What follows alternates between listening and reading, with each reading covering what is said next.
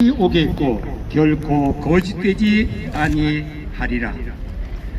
비록 더딜지라도 기다리라. 지체되지 않고 반드시 응하리라. 이런 말씀을 했었습니다. 그렇습니다.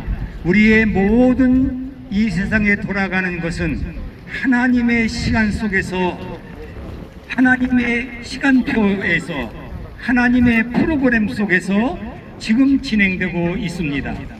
우리가 살고 있는 이 시대에는 하나님의 시간이 있고 역사의 시간이 있고, 그렇다고 해서 우리 개개인들이 살 수 있는 시간이 있어요. 가장 중요한 것은 오늘 하나님이 지으신 이 땅에 우리들을 살게 하시는, 나에게 주어진 이 시간이 굉장히 중요한 것입니다. 오늘 우리는 영원히 이 세상에 살 사람은 없습니다. 반드시 때가 되면은 우리는 정말 날 때가 있는 것처럼, 출생한 사람이 있는 것처럼 우리는 하나님의 나라로 돌아가야 할 죽음의 시간이 있다는 사실입니다.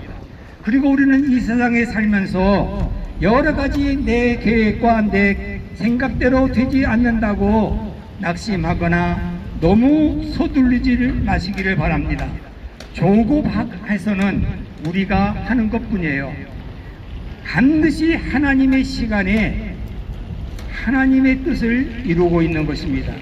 우리는 과학적으로도 물이 끓으려고 하면은 거기에 100도라고 하는 것이 있어요. 100도, 1도, 2도 해서 99도까지 돼도 100도가 돼야만 물이 끓는 것입니다.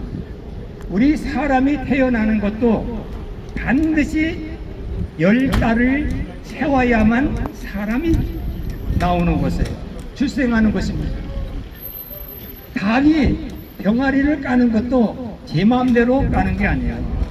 21일을 지나면은 자연적으로 신비롭게 달걀을 깨고 지가 나옵니다. 이 세상의 모든 것은 하나님이 정하신 때에 싹이 트고 열매를 맺고 사람이 출생하고 사람이 이 세상을 떠나간다는 것이에요. 우리는 이 하나님의 시간을 무시하는 사람이 가장 어리석은 사람이에요. 하나님의 시간을 깨닫고 하나님이 나에게 준 이 시간을 선용하면은 그 사람은 지혜로운 사람입니다. 우리는 저는 주식 같은 걸 해본 역사가 없지만은 주식도 올라갈 때 사야 수지가 맞는다는 거예요. 나는 다른 사람들이 무조건 주식을 사면 다 돈 버는 줄 알지만은 주식이 떨어질 때 사는 것은 그건 망하는 것이에요. 그만큼 우리의 이 때라고 하는 것은 굉장히 중요합니다. 빨리 나오는 것도 있지만은 늦게 나오는 것도 있어요. 이 모욕이라고 하는 것이 있어요. 마치 말하면 대나무 순이요, 그 싹이 트는 것은요 식물 중에서 가장 늦게 나오는데, 식물학자의 바람 보면은 5년을 기다려야 이 대나무에서도 싹이 나온다는 것입니다. 이 다 같은 식물이 아니에요. 식물도 때를 따라서 나오는 거예요. 사람도 마찬가지입니다. 하나님께서도 우리들의 모든 것을 때를 기다리고 있어요. 그래서 이 때를 하나님은 개인들이 돌아오기를 하루를 천년과 같이 기다리시고 천년을 하루와 같이 기다리시는 우리 하나님의 사랑을 우리는 깨달아서 우리는 그날을 기다리며 인내를 갖고 살아야 될 줄을 믿습니다. 참으로 우리 하나님은 우리들을 향해서 그 때를 기다리라, 반드시 응하리라, 반드시 이루리라, 너무 조급하지 말라 하는 것이 성경의 교훈입니다. 우리는 오늘 세상에 살아가면 말세합니다. 곧 뭔가 뒤집힐 것 같이 생각을 하지만은 하나님의 때가 될 때에 이 우리 주님은 약속하신 대로 이 땅에 재림의 주님으로 나타나는 것입니다. 특별히 우리 복음을 전하는 분들은요, 이 때를 놓치면 은혜를 받지 못해요. 때를 놓치면 후회하는 것입니다.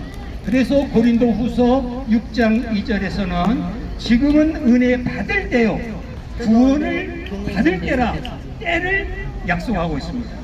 여러분들이 이 자리에 나오는 것은 여러 가지 모습으로 생각을 갖고 왔지만 하나님의 인도 속에서, 하나님의 섭리 속에서 나오는 것입니다. 하나님의 시간, 이것을 우리는 임계점이라고 그래요. 뭐 한 점이 올라가야만 이루어지는 것입니다. 우리 예수 믿는 사람들은 요셉의 얘기를 많이 해요.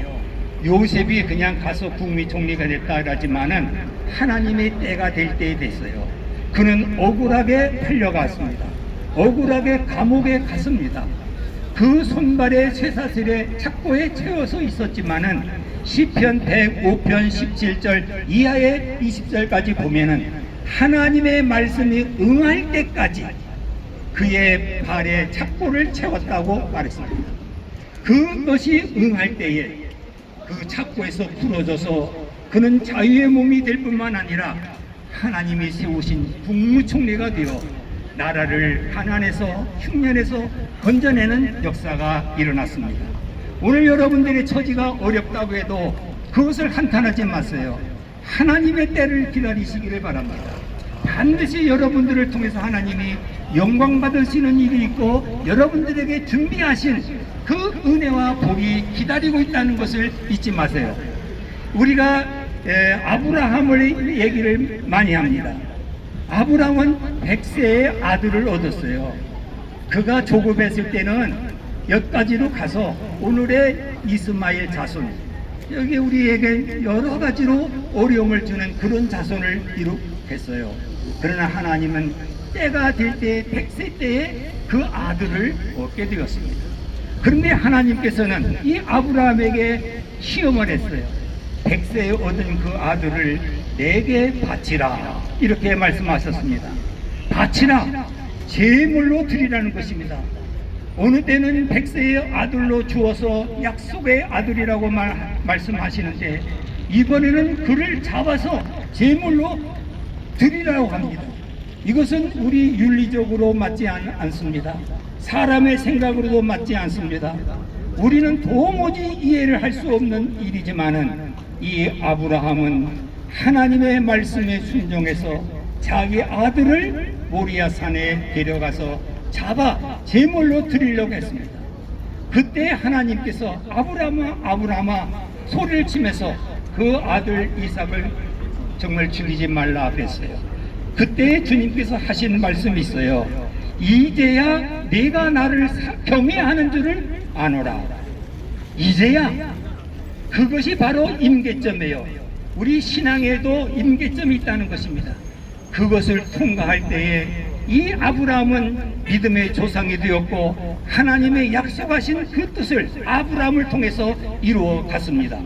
오늘도 우리 하나님은 우리들의 신앙을 바라보시고 체크하고 있어요. 여러분들이 이 자리에 나와서 여러 가지의 모습으로 나와 있고 우리가 라면 하나 주는 것 때문에 나올 수도 있지만은 우리 하나님은 여러분들의 그 모습 속에서 하나님을 얼마나 사모하고 은혜를 기다리고 하나님을 사랑하는가를 재보신다는 것입니다. 그 재보시는 것을 잊지 마세요. 여러분, 다른 사람들이 알아주지 못해도 하나님은 기억하시고 계십니다. 여러분들의 정성, 여러분들의 인내, 여러분들의 한숨, 여러분들의 근심 걱정을 주님께서 기억하시고 있습니다.